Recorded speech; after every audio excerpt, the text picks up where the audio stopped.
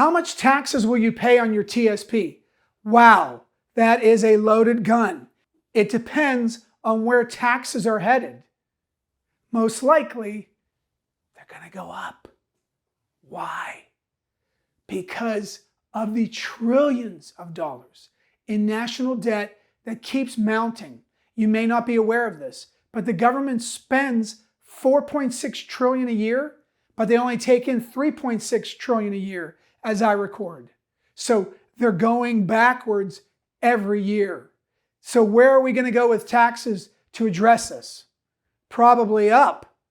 Most everybody on both sides of Congress believe that taxes have to be addressed in an upward movement. The other issue you have is that maybe one of you passes away if you're married, and what happens to the tax bracket of your surviving spouse, your widow, or possibly your widower? They get put into the worst tax bracket of their life.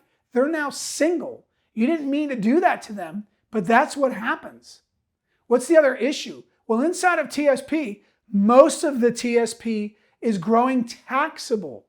It's all taxed in there. So what are you going to do?